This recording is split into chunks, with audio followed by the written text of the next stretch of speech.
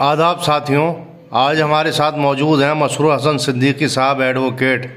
मसरूर साहब, उम्मीद पोर्टल वक्फ रजिस्ट्रेशन क्या मामला चल रहा है दिल्ली में और पूरे हिंदुस्तान में? देखिए, आपको बताऊं, जो अभी वक्फ अमेंडमेंट एक्ट आया 2025 का, जिसमें वक्फ एक्ट 1995 में काफ़ी अमेंडमेंट की गई हैं, जिसका मामला अभी भी सुप्रीम कोर्ट में ज़ेर इल्तवा है। उसमें एक 3B सेक्शन नया ऐड किया गया, जिसके तहत उम्मीद पोर्टल एक बनाया गया, UMEED उम्मीद पोर्टल, जिसपे यह कहा गया कि हिंदुस्तान के जितने भी औकाफ हैं उनका रजिस्ट्रेशन लाजमी कर दिया गया उस पोर्टल के ऊपर, ताकि पता रहे कि कौन कौन से औकाफ हैं और उसमें क्या क्या प्रॉपर्टीज़ हैं, कितनी हैं, और वो एक सुपरिटेंडेंट्स में आ जाएं वक्फ बोर्ड के तहत। जो अभी तक नहीं आ रहे थे उनको भी कहा गया कि आप रजिस्ट्रेशन कंप्लीट कराएं। तो इसकी लास्ट डेट रखी गई थी 5 दिसंबर 2025, जो 6 महीने का टाइम था जब से ये नोटिफाई हुआ था उम्मीद पोर्टल, और उसके बीच में एक 6 महीने का टाइम था जिसमें रजिस्ट्रेशन कराना था। शुरू में इसमें दुश्वारियां आई कि नोटिफिकेशन तो हो गया था, लेकिन जो रूल्स बने थे उम्मीद पोर्टल के वो जुलाई 2025 में तकरीबन 1 महीने बाद आए। तो 1 महीने का वक्फा तो वहाँ निकल गया था। उसके बाद जब पोर्टल पे रजिस्ट्रेशन कराने का वक्त आया तो कुछ मिली तंजीमें सुप्रीम कोर्ट चली गई थी, ये कह के कि हम इसको स्टे करा देंगे, लेकिन सुप्रीम कोर्ट से स्टे नहीं मिला। ये अक्टूबर की बात है। तो काफ़ी कम वक्त बचा था मुतवल्लियान के पास और वक्फ बोर्ड के पास भी रजिस्ट्रेशन कराने का, लेकिन वक्फ बोर्ड ने भी काफ़ी मेहनत करके काफ़ी हद तक रजिस्ट्रेशन करा लिया। लेकिन बहुत सारे औकाफ ऐसे हैं जो अभी तक रजिस्ट्रेशन जिनका नहीं हो सका, और अगर उन्होंने रजिस्ट्रेशन नहीं कराया तो 3B में एक प्रोविज़न ये भी है कि आप वक्फ ट्रिब्यूनल को अप्रोच करिए और उसके बाद आपको 6 महीने तक की एक्सटेंशन। वो जो औकाफ रह गए हैं, क्या उनके रिकॉर्ड वक्फ बोर्ड के पास अपने लिस्ट में मौजूद हैं? देखिए, मैं आपको बताऊं कि वक्फ बोर्ड, दिल्ली वक्फ बोर्ड ने काबिल 27 काम किया। उनके पास एक वक्फ सर्वे गजट है 1970 का, जिसके बेस पे वो कहते हैं कि जितने औकाफ उस 1970 वाले वक्फ सर्वे में मौजूद थे उन्होंने उन सबका इंदराज करा दिया उम्मीद पोर्टल पे, रजिस्ट्रेशन हो गया। काबिल 27 कदम है, साइंसी बात है, वो अपनी पीठ खुद थपथपा रहे हैं। हम भी उनका खैर मकदम करते हैं और हम भी उनके सराहना करते हैं कि उन्होंने इतनी मेहनत करके इस तमाम ग्लिचेस के बावजूद उम्मीद पोर्टल सही काम नहीं कर रहा था, उन्होंने तय मुद्दत के अंदर रजिस्ट्रेशन करा दिया। लेकिन वक्फ ट्रिब्यूनल वक्फ जो सर्वे है 1970 वाला, वो फाइनल नहीं है। 70 के बाद आज 2025 चल रहा है, 55 साल हो गए। बहुत सारे नए औकाफ जो है वो आ गए हैं और बहुत सारे औकाफ ऐसे हैं जो 70 के सर्वे में भी आने से रह गए थे। तो उनका भी सर्वे जो में नहीं आए हैं उनका रजिस्ट्रेशन कराने की भी जिम्मेदारी वक्फ बोर्ड पर ही आयद होती है। वक्फ बोर्ड को मैंने कल एक लेटर भेजा है CO साहब को, जिसमें मैंने उनको यही बात बताई है कि बहुत सारी मसाजिद, दरगाह के मुतवल्लियान और मैनेजिंग कमेटीज़ ने हमें अप्रोच किया है और बहुत सारे डॉक्यूमेंट्स और रिकॉर्ड ऐसा मिला है जिससे साफ जाहिर होता है कि वो 1970 के सर्वे में नहीं थे और उनका इंदराज होने से रह गया है।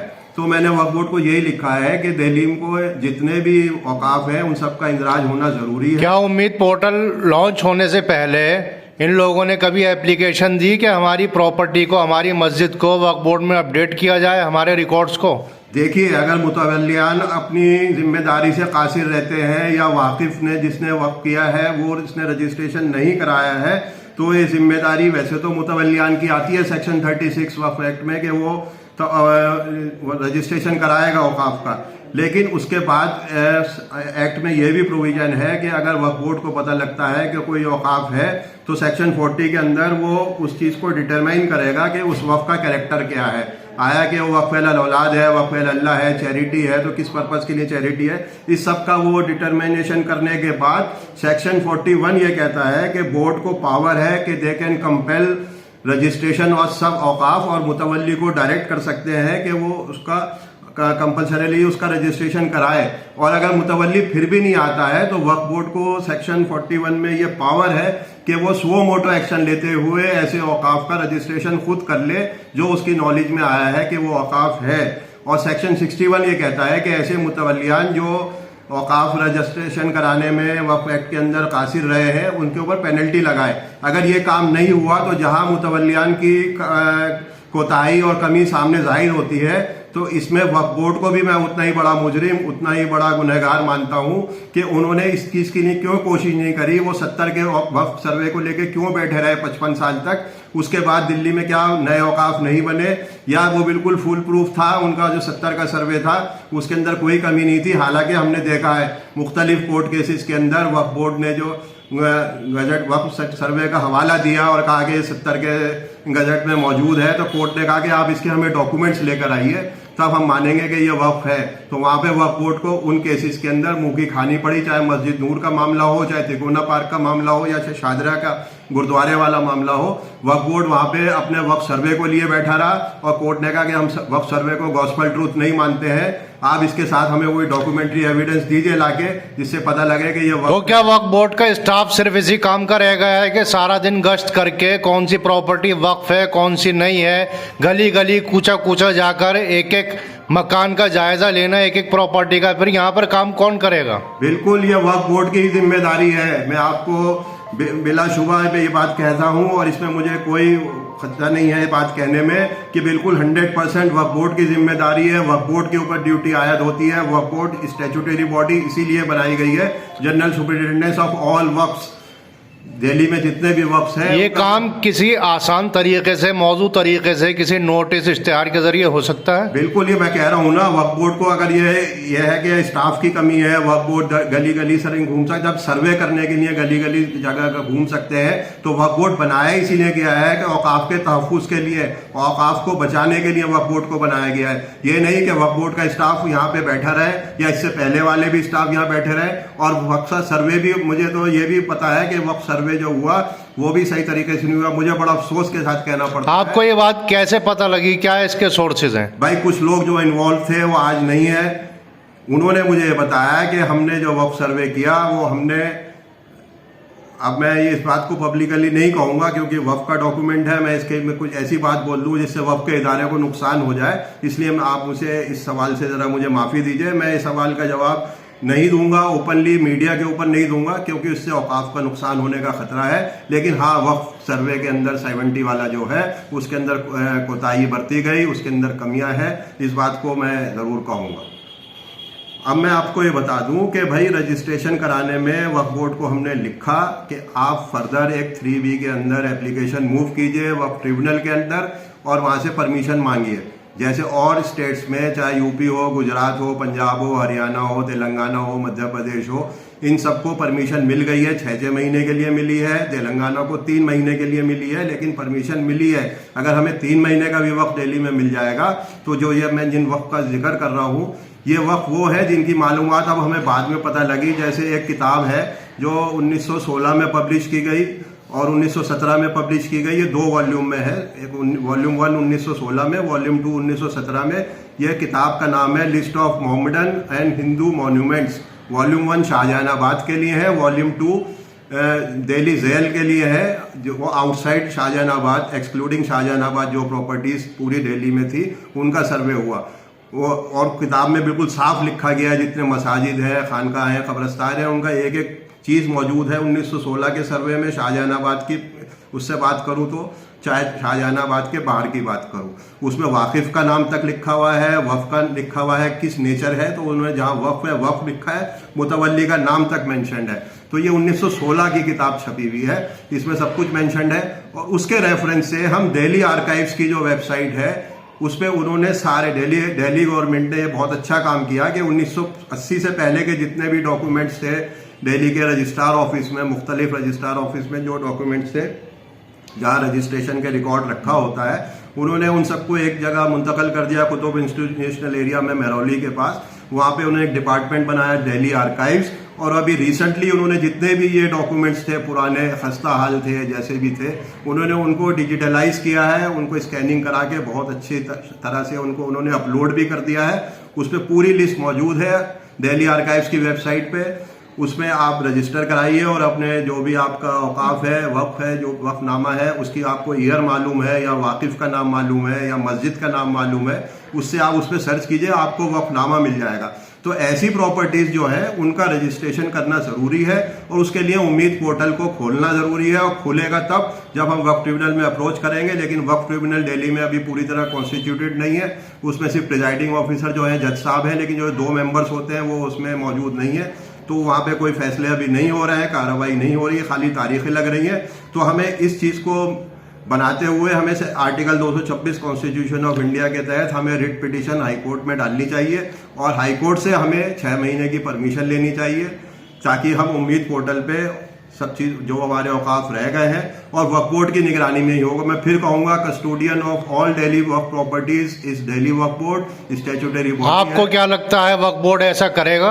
वक्फ बोर्ड को करना चाहिए। मैंने वक्फ बोर्ड को लेटर भी लिखा है, मैंने अभी उसमें कोई तल्ख कलामी नहीं करी है, मैंने सिर्फ एक रिक्वेस्ट करी है वक्फ बोर्ड से, सारे हालात से उनको रोशनास कराने की कोशिश करी है और उनसे रिक्वेस्ट करी है कि आप एक तो उम्मीद पोर्टल खुलवाने के लिए, फर्दर एक्सटेंशन के लिए, टाइम के लिए आप दिल्ली हाई कोर्ट को अप्रोच करिए। दूसरा मैंने कहा है कि आप लोगों से कम्युनिकेट कीजिए।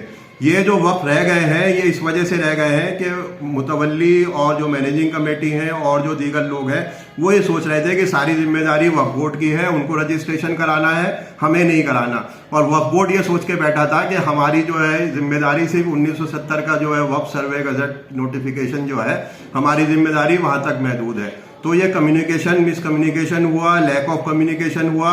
जो कम्युनिकेशन का 2 वे ट्रैफिक चलना चाहिए था, बातों का और डॉक्यूमेंट्स का आदान प्रदान होना चाहिए था, वो नहीं हुआ, उसकी वजह से ये औकाफ रह गए हैं। तो मैंने कहा इसमें रिक्वेस्ट करी है वक्फ बोर्ड को, जो मैंने कल एक लेटर भेजा है सीओ साहब को, कि आप अखबार में एक एडवर्टीजमेंट पब्लिश कीजिए और लोगों को बताइए कि भाई जो मुतवल्ली या मैनेजिंग कमेटी या जो किसी भी औकाफ से ताल्लुक रखते हैं या कोई वाकिफ है, जो भी है जिसका रजिस्ट्रेशन नहीं हुआ है, वो अपने डॉक्यूमेंट्स लेके वक्फ बोर्ड को अप्रोच करें और वक्फ बोर्ड उनको गाइड करेगा किस तरीके से रजिस्ट्रेशन करना है।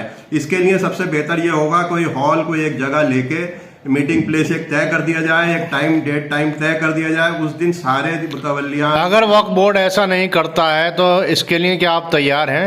भाई देखिए, वक्फ बोर्ड में कराने का मतलब यह है कि अगर वक्फ बोर्ड जाता है तो वक्फ बोर्ड एक ब्लैंकेट परमिशन ले आएगा सारे औकाफ का रजिस्ट्रेशन कराने के लिए। और अगर इंडिविजुअल बेसिस पे हर आदमी वहां परमिशन लेने जाएगा हाई कोर्ट पे, तो ये कि लंबा प्रोसीजर हो जाएगा और कम्बरसम हो जाएगा और सबको एक दुश्वारी होगी। इतने सारे लोग जो है हाई कोर्ट को अप्रोच भी नहीं कर पाएंगे, पैसों की भी कमी आ सकती है, सारी लॉजिस्टिकल प्रॉब्लम भी आ सकती है, लीगल प्रॉब्लम आ सकती है। वक्फ बोर्ड अगर ऐसा नहीं करता तो आप क्या करेंगे? भाई नहीं कर सकता तो फिर वक्फ बोर्ड अपनी जिम्मेदारी से अगर भाग रहा है तो मजबूरन हमें वक्फ बोर्ड को लीगल नोटिस देना पड़ेगा। अभी तो मैंने खाली लेटर दिया है वक्फ बोर्ड को, मैं लीगल नोटिस दूंगा और उसके बाद वक्फ बोर्ड ये नहीं करेगा तो मैं अप्रोप्रिएट रिट फाइल करूंगा सुप्रीम कोर्ट, हाई कोर्ट में, जहाँ पे हाई कोर्ट से डायरेक्शन होगी वक्फ बोर्ड को कि अपनी जिम्मेदारी से क्यों भाग रहा है। जो एक्ट ने वक्फ बोर्ड के ऊपर एक जिम्मेदारी नाफिज की है, दिल्ली के वक्फ बोर्ड जो है सारे दिल्ली के औकाफ का अमीन है, तो दिल्ली वक्फ बोर्ड की जिम्मेदारी बनती है। तो फिर हाई कोर्ट से हम डायरेक्शन लेकर आएंगे। मसरूर साहब, मैनेजिंग कमेटीज और मुतवल्लियान को क्या पैगाम देना चाहेंगे आखिर में? मुतवल्लियान और मैनेजिंग कमेटी को मैं देना चाहूंगा कि पहले तो वो 1970 का जो है उसमें वो देख लें कि उनका इंदराज उसके अंदर है या नहीं है। अगर इंदराज नहीं है तो वो अपने डॉक्यूमेंट्स तैयार रखे और इंशाल्लाह हम वक्फ बोर्ड के ऊपर ये दबाव बनाएंगे कि वक्फ बोर्ड इसकी उम्मीद पोर्टल खुलवाने की परमिशन लेकर आए हाई कोर्ट से। अगर नहीं आता तो हम हाई कोर्ट से वक्फ बोर्ड को डायरेक्शन दिलाएंगे कि वो अप्रोप्रिएट रिट के जरिए अप्रोच करें हाई कोर्ट को और वहां से परमिशन ले, ताकि ये वक्फ बोर्ड जो है अपनी जिम्मेदारी से भागे नहीं। और मुतवल्लियान जब इनसे कांटेक्ट में आएंगे वो अपने डॉक्यूमेंट्स प्रोड्यूस करेंगे तो ताकि इन प्रॉपर्टीज का रजिस्ट्रेशन हो सके। खुदा ना खास्ता अगर रजिस्ट्रेशन से रह गया तो आने वाले चंद महीनों में ये प्रॉपर्टीज को डिस्प्यूटेड करार दे दिया जाएगा। और इस बात का भी कभी इम्कान है कि गवर्नमेंट इन प्रॉपर्टीज को, चाहे मस्जिद हो या खानका हो या दरगाह हो, जो रजिस्ट्रेशन से रह गई है, वक्फ बोर्ड की लापरवाही की मैं कहूँगा मानिए, और चाहे मुतवल्लियान की लापरवाही, दोनों को ही मैं बराबर का इसमें शरीक मानता हूँ कि इनकी लापरवाही हुई ये रजिस्ट्रेशन नहीं हो पाया है। तो इसलिए मैं कहता हूँ कि वक्फ बोर्ड अपनी जिम्मेदारी निभाए। गवर्नमेंट के हाथों में ये प्रॉपर्टी जो हमारे आबा अजदाद वक्फ करके गए थे मुस्लिम कौम की फलाह बहबूद के लिए, खुदा ना खास्ता ये प्रॉपर्टी जो हमारी मसाजिद है, ऐसा ना हो कि ये गवर्नमेंट के कंट्रोल में चले जाए और हम मसाजिद में नमाज अदा करने से, अपना दीनी फरीज़ा अदा करने से हम रह ना जाए।